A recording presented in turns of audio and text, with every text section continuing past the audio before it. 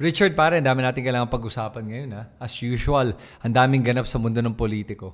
So, anong natin, balita natin, anong pag-uusapan natin sa, First of all, thank you so much, Chris, for being here. Inadjust ka na yung boses ko. I told you I can do that. No.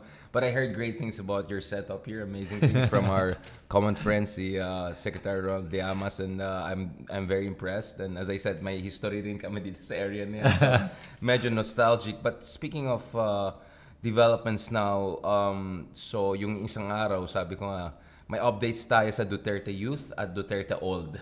Right? Wow! Yeah, exactly. So, on the Duterte Youth part, I just had Attorney Emil Marañon on my show the other day para pag-usapan kasi siya yung behind yung 2019 petition kung saan kini-question yung validity ng the whole party list, not to mention Cardema's eligibility. Yeah. Kaya nga youth. Pero question ko dun, people are a little bit confused there. What was the real issue that caused the disqualification? It's not because of the ineligibility of the Cardemas that really caused the disqualification, is it? So it was at practically every single level may problema. Mukhang bara-bara talaga the whole thing. The whole thing was dodgy to begin with. Does it even qualify as a party list? Tapos parang yung ginawa pa nila represents youth and young professionals para na makapasok si Cardema. Remember, Cardema was National Youth Commission chair. So that created also issues of conflict of interest or using state resources. And there was also this issue na, di ba, hindi ka pwede mag-register lang basta-basta lang as a party list. Dapat meron kang, there's a public hearing, there's a established na meron kang grassroots na, kumaga, lahat ng mga box na dapat na tick, hindi na tick. The only thing they tick is, tuta sila ni Digong, and they thought they could get away with it, and they got away with it for quite some time. Pero ang tanong ko sa'yo, pero nakita ko kasi yung COMELEC decision. It was a 2-1 decision. At lumalabas dito, it was because nga, ang ginawa nila at sa technicality on the fact that they did not publish their party list. Doon sa newspapers, multiple newspapers, there should be a public kind of hearing event. Ang dami mga issues. Right. Pero ang tanong ko, with regards to that, there is a possibility ba mare-reverse yung decision na yan? Well, I mean, let's see how this is going. Pero mukhang malabo na talaga. I think the only reason the Duterte Youth got away with things was because Digong was in power back in the day. And you know what's interesting is the only person also stood up to the whole Duterte Youth shenanigan was Guanzon. I know. Well, alam mo, pare dyan si Guanzon, alam mo, ang gulo niya. Ang gulo niya talaga. I cannot read this person. I'm so confused kung ano ba talaga si Guanzon? Actually, that was a side story that got me interested because Guanzon was the one who stood against the whole Duterte Youth shenanigans and also yung kay Cardema, diba? Making sure Cardema cannot sit. So mamaya mukhang bumawi din sila when Guanzon wanted to also. Okay. Remember Guanzon later on, biglang gusto niya maging replacement candidate dun sa party list niya, so hindi rin nakasucceed. So ngayon naman, things are even weirder because Duterte Youth is down, but there are chismis or rumors or reports na Guanzon is considering being a spokesperson of Sara daw. Right? Yeah. At as early as now, ina-attack na kami lahat ng mga kaaway ni Sara. So, dress rehearsal na ba ito? So, the Guanzon Cardema chapter is a whole story in itself, bro. Man, that's an interesting development there. Pero alam mo, with regards to with the Cardemas and with the Duterte Youth, for me, the one thing that I ask myself is, anong ibig sabihin nito when it comes to some of like the filing of the impeachment charges against BBM, for example, that was filed by the Duterte Youth. True. Pero in reality, they've been disqualified from 2019. So does that mean that disqualifies them retroactively? Or is it just for 2025? Ang labo Ang labo talaga this whole thing with the COMELEC Well, I'll just leave it to the election lawyer experts. But to be honest, even when you talk to even legal experts and legal luminaries, we'll have a different episode on the impeachment issue. Pati sa kanila, pati sila, nahihilo sila. Ano ba talaga nangyari ngayon? Is this a basketball? Is this a ping pong? So honestly, the sad thing that lumalabas over the past few years is that there's so many grifters who have been trying to squeeze their way into power. By some chance, they got through back in the day. But now, lumalabas yung baho. But ang problema is that dahil ang daming kalokohan nangyari dati, kahit ayusin mo ngayon, ang daming mga retroactive na mga complications na nangyari ngayon. So, this is where we're finding ourselves when we're in this really a kind of uncharted territory of so many precedents Yeah. being violated or precedents being set. Right. So that's why honestly, the jury's out in terms of where we're heading. But one thing for me is clear: is the direction of the political wind, which is Duterte-aligned elements are gonna have a hard time, or at the very least, may come-upans na sila. Right. Pero the problem kasi is even though the Dutertes are let's say weakening, right? At bumabawas yung support sa kanila, at the same time wala din kasing viable opposition. Right. So that plays into the problem was even as a weakened Duterte camp, mahirap pa rin makahanap ng true opposition that can go against a unifying figure that can go against the Duterte faction at this point, di ba? Yeah, I mean, I'm just watching the horrible latest war in the Middle East, and everyone thought it was like one decisive victory on one side won. As we speak now, it's like a stalemate, attrition warfare, shooting war. Yun ang minsan tingin ko rin sa politika natin. I mean, of course, not literally, but figuratively. May mga panalo yung mga Duterte, may mga talo sila. So you're right, there's no decisive blow to them. We thought the ICC situation would have been a decisive blow. Next thing you know, it became a counter-punch. Right. Then we thought there's going to be a comeback and resurgence, as we saw in the Senate. We'll discuss that later on. But now we can see there's also pushback from the BBM side. Right. I'm hearing that BBM now is feeling more confident about the prospects for impeachment, which we'll discuss later. So you're absolutely right. I agree with you. But it's not only a question of whether my alternative. It's a question of there's no knockout blow. There's not even a knockdown here. So we're in a kind of a fluid situation. But speaking of fluid situation, speaking of Duterte youth kanina, no? Ngayon Duterte old naman. Okay, sige, papasok natin yan. So actually, marami nagtatanong sa akin, Richard, can you confirm with your sources? These are the same sources who correctly told me last year na there'll be the warrant of arrest and ICC. I was public about that. A little bit too ahead of schedule, but we got it correctly. These are the same people who also correctly said mari-reject yung asylum ni Harry Roque, asylum application niya, because technically speaking, hindi siya dumiretso sa Netherlands. His Schengen visa is from another country, and now Germany. Yes. So basically, Netherlands can easily say, ba't ka nag-apply sa amin? Duman ka naman sa ibang matinong bansa, doon ka na lang mag-apply, di ba? So I asked the same sources just the other night kasi maraming nag-worry. Like people even, influential people who would have thought know what's going on. So I just asked my sources, and then they also check with their own sources inside ICC and all. I was told, baka hindi totally fake news pala yon, na may bansa na nag-agree to host Digong for interim release. So I thought it was really totally fake news. Kasi, di ba, si Senator Trillanes has been coming out and saying, and I understand why you would be suspicious, di ba? Ang laki ng bayad kay Kaufman. He has to justify. Dapat may KPI siya. At pangalawa, gusto na naman nila ipakita na si Digong may laban pa. It looks like one Southern European country may have agreed. Would you know which one are you talking about here? I cannot go too specific, but I won't be surprised. Maybe Portugal or something like that. Wow, really? I would be surprised because considering the crimes that Duterte is being charged with, that would seem like a stretch pag mangyari talaga yun. Well, speaking of precedents, so we had a case whereby was it Kenyatta or some Kenyan top leader? He voluntarily actually cooperated, and he will go back and forth. So he'll go back to his job and then fly into The Hague and then go back to his job. So meron tayong situations kung people who have been accused of serious crimes allowed to actually that kind of latitude.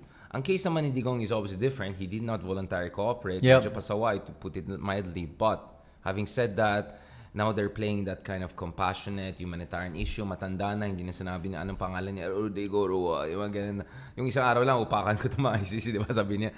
But the thing is, remember, presumption of innocence. Yes. Ang operating principle. So now they're pushing for some sort of interim release. The idea is that they'll put him in a country na EU level ang human rights, EU level yung security and safety, and not too far away from Hague because he'll have to fly in and out. Right. So I don't think it's going to be Alaska or Greenland or whatever. Portugal's a little bit far from Netherlands. Portugal or Spain or they won't be too far. So I did a flight from Hague to Ibiza. Right. 2 hours, 1 hour. Pero like for me, inisip ko lang na with regards to that, it was interesting that the petition itself, how it was worded nga, di ba? Attorney Claire Castro pointed it out na interesting na sinabi nila that he will not continue to commit crimes. Si Kaufman yata nagsabi niya. Oo, parang, so what are you saying? That you're admitting basically that he does and has committed crimes. Pero at the same time, I think that the ICC will take into consideration yung issue that pwede kasi pag nakalabas siya sa detention, na mag-commit siya ng certain ways to influence the case outside of the court system, meaning sa witnesses and pangharas ng tao. And you know that he is capable and has already done that so many times in the past.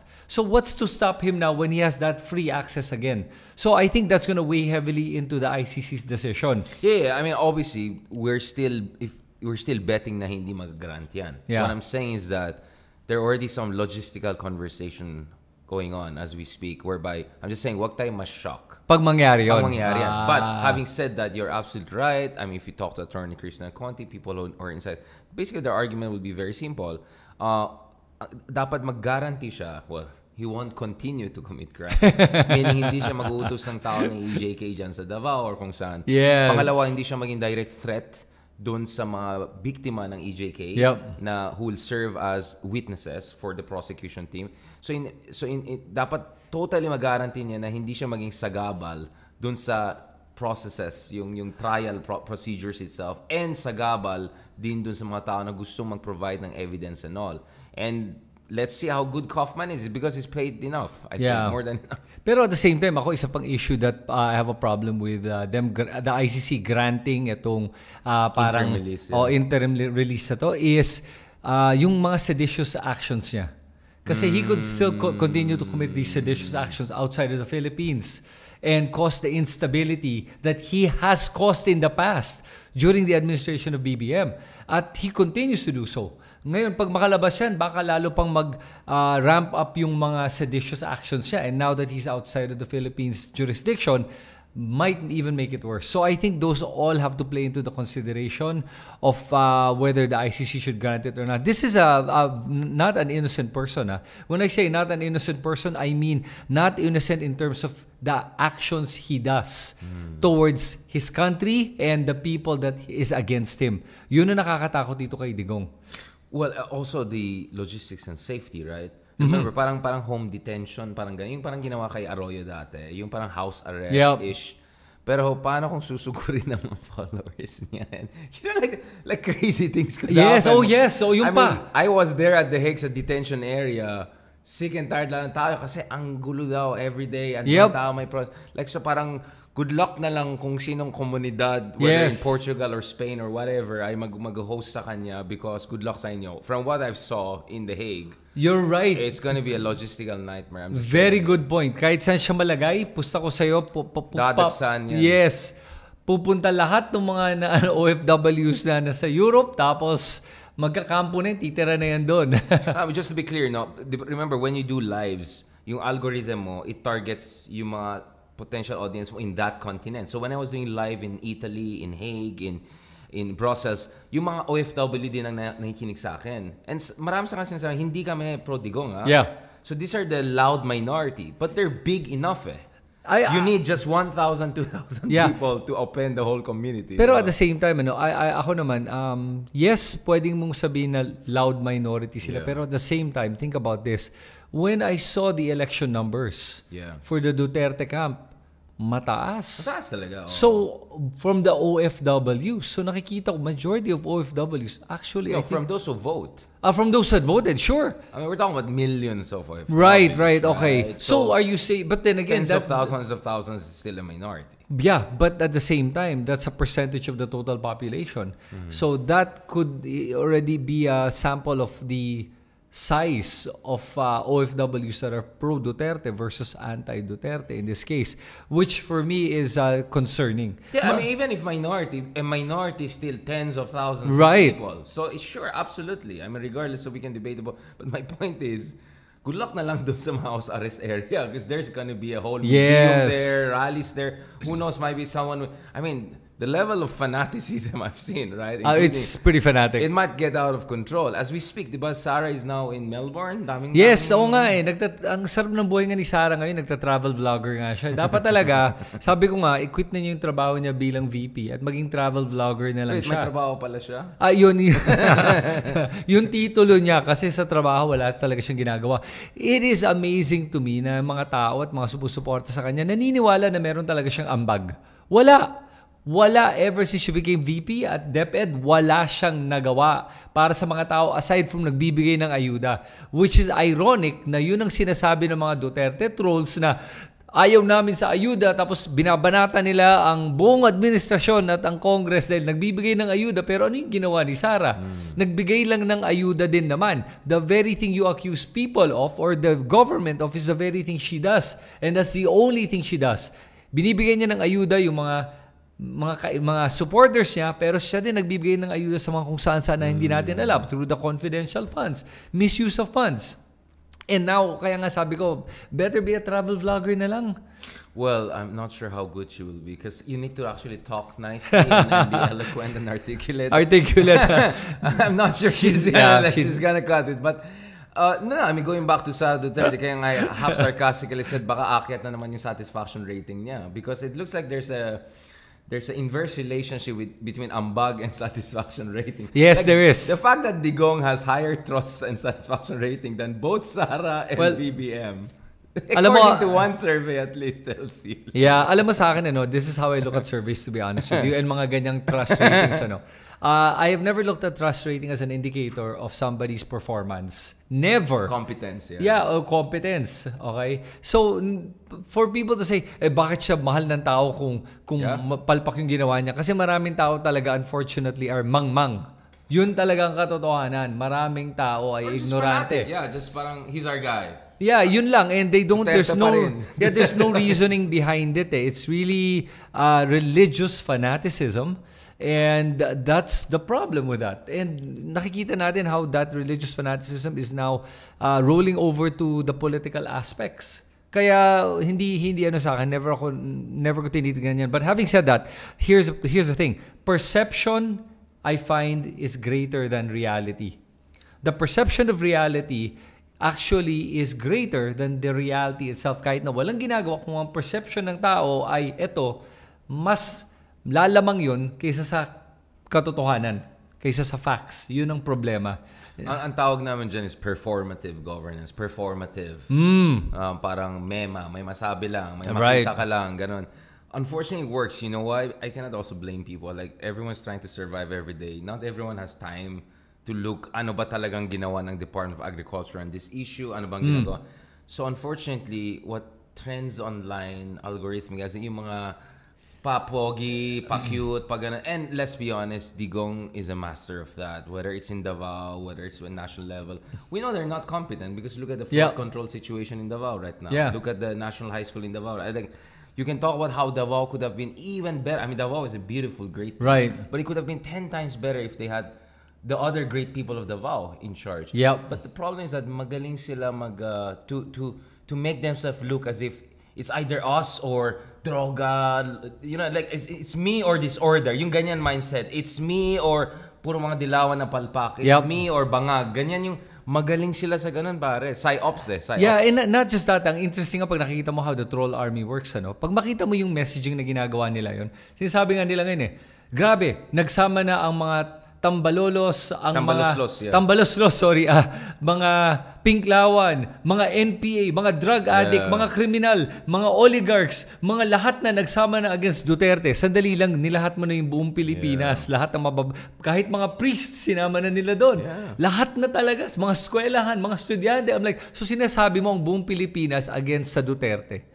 Oh, well, you kind of prove my point here na I think he's the problem hindi buong Pilipinas di ba? So that's one. Number two, yung interesting dito na nakikita kong dynamics with the troll army is they're really trying to paint Duterte as a savior of sorts. I don't know what to make of this or how we can.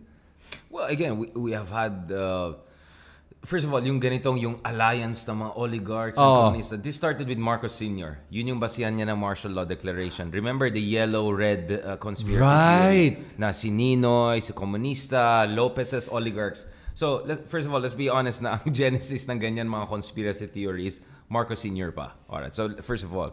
Pangalawa, itong cult, messianic style of leadership, we saw that with Erap also. True. Kaya nung tinanggal si Erap, nagkaroon ng EDSA 3. Marami sa ating kababayan, tingin nila itong mga EDSA 2, purong itong mga dilawan na middle class na may Starbucks pa yata nun at saka nagte-text.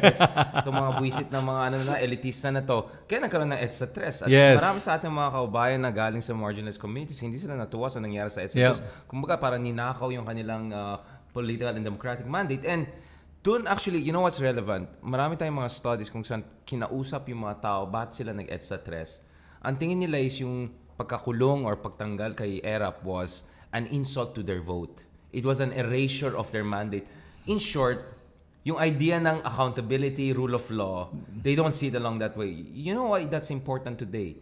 Because ngayon, and pag-usapan natin later on, pag nilalabas mo yung mga issues ng EJK or impeachment issues, ang issue nila is, binoto ng tao yan. Ayun. Hayaan mo na tapusin yung termino niya eh. May mandate na siya, popular naman siya. Kaya nga sabi ko, itong mga surveys na sinasabi na popular or mataas ng toss rating ni Digong, it actually has a direct political impact in basically rationalizing or apologizing for their lack of accountability. Kaya nga delikado yung mga survey na ganun sa akin eh. It is amazing how this logical fallacy, yung pagdedebate ng mga tao, yung ginagamit nilang paraan para magdebate o para to justify somebody's wrongdoing ay yun nga, numbers. 31 million, 30 million, 16 million. Kaya meron siyang mandato. Kahit hindi ibig sabihin that it's a blank check na kahit ano pwede niyang gawin. It doesn't mean that at all. At kahit naman yung mga bumoto sa kanya, kahit yung mga bumoto kay Duterte noong 2016 are not supporting him anymore. Marami doon na hindi na sumusuporta kay Duterte. Again, it's just the perception of strength rather than true strength. Yun yung nakakatakot dito is that's why the troll army is very particular about trying to control the narrative of what is seen by people on social media. And I'm so surprised. Alam mo, there's a part of me that wants to sometimes act like a troll and do what they do. Yung mga, tignan mo lahat ng mga gagong to, mga PI kayong lahat. I'm like, grabe, if I spoke like that, I mean... And they don't care na maraming nangiinsulto sa kanila. They're just trying to get that narrative of a story na si Duterte lang ang may pake, ang tunay na tatay ng bayan. Actually, hindi siya yung tatay. Siya yung mamamatay sa bayan. Ito yung AI. Oo, halata namang AI ako. Kaya katangahan para sa mga DDS commenter. Matalinong bata. Sinasabi nila na galing daw sa totoong estudyante yung sinasabi mo. Hindi, palusot lang nila yung kasi wala namang totoong bata na sumusuporta sa kanila. Kaya ginawa. Araw AI? Oo, halata namang AI ako. Kaya katangahan para sa mga DDS commenter na purihin ako bilang matalinong bata. Sinasabi nila na galing daw sa totoong estudyante yung sinasabi mo raw. Hindi, palusot lang nila yung kasi wala namang totoong bata na sumusuporta sa kanila. Kaya ginawa nila ako isang AI character. For me, that's how you get back. Hindi ka maging bastos like them. I love it. Ika-come back mo lang sila, di ba? Like, I think this is a good way of doing it. Parang kaysa you go down to the to that level. Kasi it brings you down eh. Oh my diba? God, nakakatawa yan. Gamitin mo yung fake news nila and then ibalik mo sa kanila. Reverse uno ang tawag ko dyan. Okay yan sobrang nakakatawa. Like, that's a good stuff. Like, I was very impressed with ito rin, di ba? Hi guys! Huwag kayo tumulat kay Bato at Baste ha. Maging mapanuri at mapanatsyag. Huwag maniwala sa fake news. Ang galing! Ang galing perfect yan. sagot sa scenario mo. Like, there's always a temptation to beat them in their own game. But how can we come out better than them? Right. So, ako ang style ko, troll the troll like this. Yeah. Like, i-comeback mo sila. So, I think, I'm glad. Nandun yung mga meme na ganito, di ba? Ex-convict, future convict. Di ba? Yung mga ganun. Like, I think you need to have a sense of dark humor. You know why? Because, first of all, aminin natin, one thing that makes Duterte, and I think we're almost done with this episode, but one thing that makes Duterte very endearing is may sense of humor si Digong. Oo. You know, I mean, honestly, like even if galit na galit ka sa kanya, pag na-meet mo tas nag-joke siya, kahit naiinis ka, matatawa ka. sa kultura natin bilang mga Pilipino, yes. humor is a powerful political weapon. So, It is. pwede kang politically medyo patama or medyo bardagulan, but if you do it with some humor and wit, I think it's gonna be more effective winning over people or winning them back. Right. Oh, totoo. I actually agree with that. And I'm sure naman talaga Duterte is very charming as a person. You don't get to power like that kung di ka marunong that narcissistic 100% way of charm. success rate. He never lost a single election in his life. Yeah, so of course, 'di ba? So nakikita mo, pero it Landslide doesn't that. mean that you're not a killer. No, unfortunately. Right? Yeah, But people think kasi that, he's so charming, he's so nice to me, impossible na mamamatay tao yan. Ted Bundy is also very, for those who don't know who Ted Bundy is, Google nyo, he was also very charming. Psychopaths. Yeah, exactly. Normally, psychopaths, serial killers are very charming. Magaling sila. And they can BS their way out of almost anything. So, yun yung kailangan maalala natin and kailangan patalasan natin yung ating isip sa mga ganito at make sure na makita natin through these masks that people wear. But speaking of that, even yung mga not Duterte type figure, even yung mga Tulfos or Ma'am Miriam Defense, Sure. yung mga mataray or matapang, Yeah. actually if you see them in person, they're also very charming. At hindi sila psychopath. What I'm saying is that you can be also like matapang and then cool and nakakatawa Yes. without being psychopath and killer Yes. too. So in short, that's actually the game where we have to beat the other side. Instead of saying, we won't go down to their level. No, learn some tricks and then incorporate it into your own algorithm and do it better. All I'm saying is that we should learn from our enemies. Yeah. Right? And when I say enemies of constitutional democracy, let me just emphasize that tayo po ay hindi to tyranny of the majority. Hindi ibig sabihin kung gusto ka ng 70% ng tao, Right. gawin mo lahat ng gusto mo. Meron tayong saligang batas. Yawn. Kaya ang term dyan ng mga lawyers and political scientists, constitutional democracy. At the end of the day, kahit binota natin ng isang tao, yung kanyang pwedeng gawin ay dapat sa loob ng coordinates ng ating saligang batas. At kung na-violate yun, wala akong pake 90% approval rating mo. Well, Hitler had, 90%? 99%, it was insane. Saddam was, it doesn't make them correct. Yes. Right? Popularity contest yan. The class clown is Yep. the funniest guy and most popular. Doesn't mean na siya yung pinakamatalino sa classroom, di ba? But anyway, we'll talk about the class clowns wanting to be class presidents soon as we talk about Senate presidency and Amy Marcos. But having said that, I think that sets the tone well for our next episode. Kasi speaking of humor, pag-usapan natin, Miggy Mango, meron ng merch, no? Yung ating, Merch na. may merch ng yung isang kaibigan na bags. Oh my Meron God, din. may ganun Different na. designs, diba? Katulad ng kabilang channel, may merch na. Oh, rin pala. wow. So, in the next episode, pag-usapan natin yung articles of impeachment, alignments, realignments, Boy Kilay, kamustang latest microblading episode, and abolish Senate. I keep on hearing that. Abolish Senate. Wow. Nawalan na ba ang respeto ng tao sa Senado? And you're the perfect person to talk to because you know why? You're among the first people who openly said, wow, yung lower house ngayon ay mukhang upper house. At yung upper house ngayon mukhang clown show basically. Yes. So let's discuss that in our next episode, bro. Thank you so much. It was amazing. All right.